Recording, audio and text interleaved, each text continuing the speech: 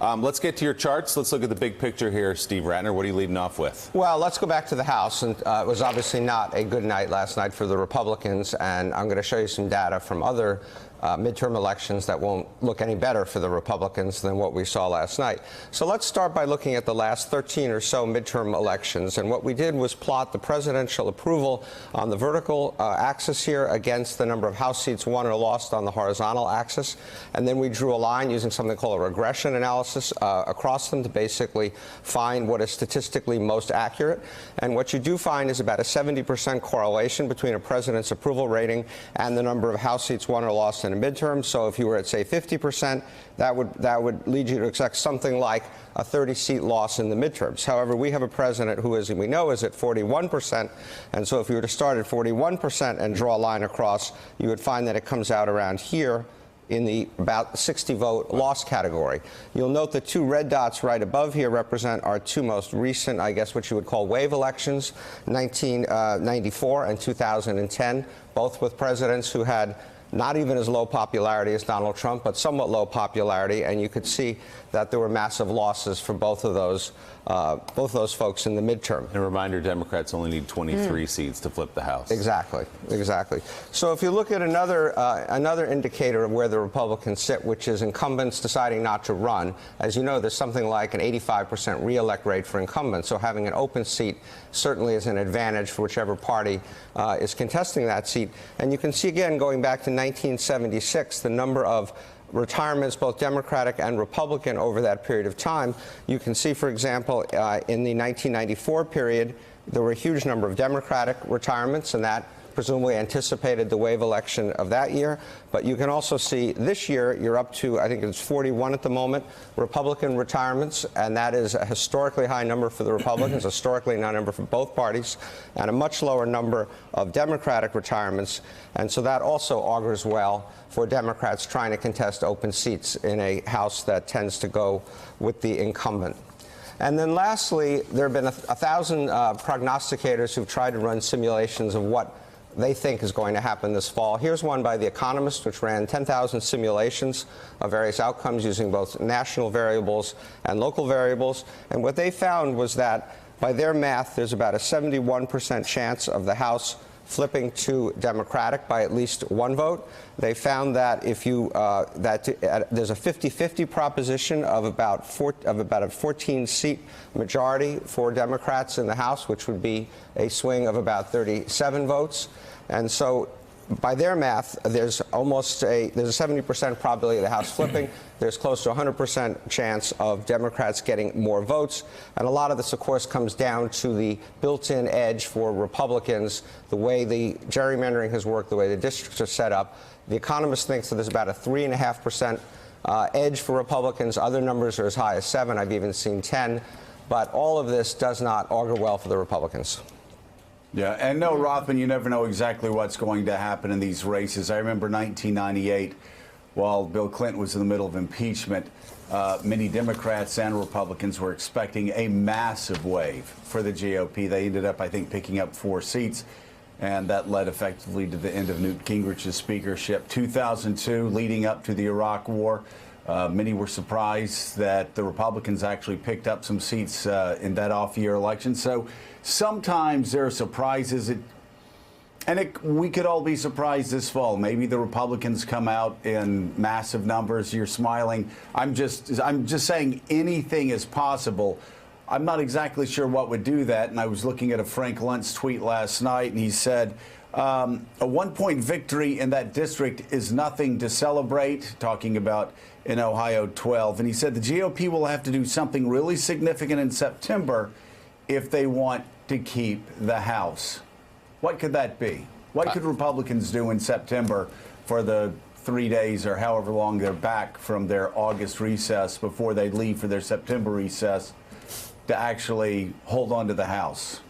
It's tough to envision, and nobody seems to have any interest in doing very much of anything in Congress. It seems like the conservative movement, to say nothing of the Republican Party, is pretty deflated. I don't remember the last time I heard a conservative talk about a conservative idea. They talk about how awful the liberal ideas are, how awful the social democratic policy platform is, but I don't hear very much of alternatives.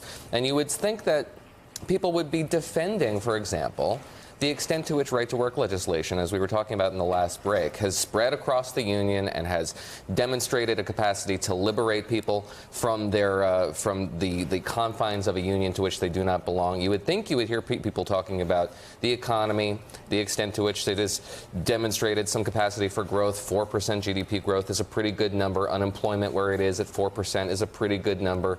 Record low unemployment among minorities, etc. But you don't really hear that. You hear a negative message. The idea is that this will register more with Republican voters. Fear is a better motivator than enthusiasm, than thankfulness towards the Republican Party. But I just don't see it. I don't see any of that manifesting in some sort of a victory. And Donald Trump, by the way, leaning into these primary victories, demonstrating, he's saying that he is responsible for these victories, is politically tone deaf. It's silly. He's going to have to run away from a loss in November if Republicans do suffer. And so he's just setting himself up as the key architect of the voters. Whatever the voters want to do in November, whether they go to the polls for him or they go to the polls against him, he's supposed to be preserving his mandate, and he's not doing that. He's running out right in front of this thing and saying, this is all about me, and that's gonna backfire in November. Well, and Noah, if there were any conservatives left in the Republican Party, and I'm sure they're there, but they don't seem to be answering polls when people ask about Vladimir Putin or they ask about, protectionism, but what conservatives left in the party would be energized to go out for the sort of things that got me, and I'm sure you, voting for candidates in the past? Are they small government conservatives? I mean, here you have Donald Trump running up the largest federal debt ever. You've got Donald Trump promising the most tariff taxes on middle class and working class Americans than ever before. You have Donald Trump and the Republicans in Congress passing the largest spending bill ever. Let me say that again. Donald Trump and Republicans that dominate Congress pass the largest spending bill ever.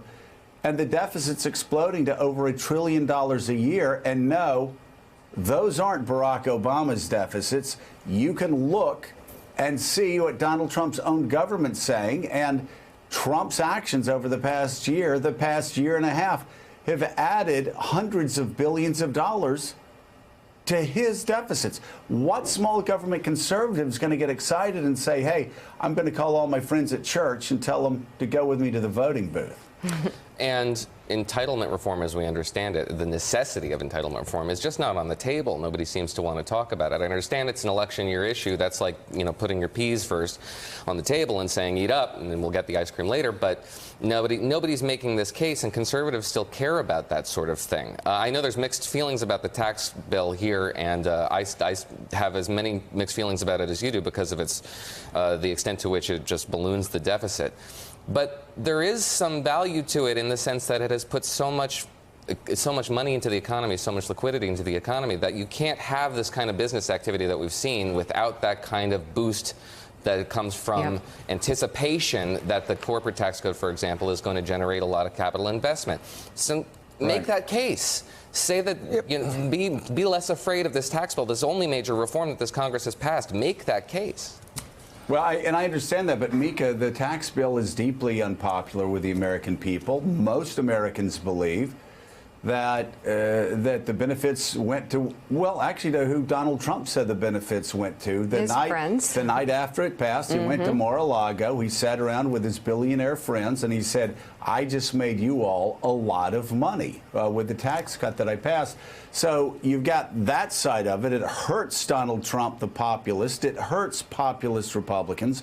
It looks like it's going to billionaires and to CEOs and multinational corporations for stock buybacks. And then on the other side of it, you've got conservatives thinking, well, gee, it wasn't really targeted to stimulate the economy, and it's just driven us deeper in debt. So that's why, and we could go over the numbers later with Steve Rattner, but that's why even the one thing they did, cutting taxes, deeply unpopular with many Americans. Well, on taxes and on immigration, the president has done things that I think hurt his positive brand with the people who are blindly following him. I think those two issues have problems that will stick with him. Still ahead, we're learning new details about last month's summit between President Trump and Vladimir Putin.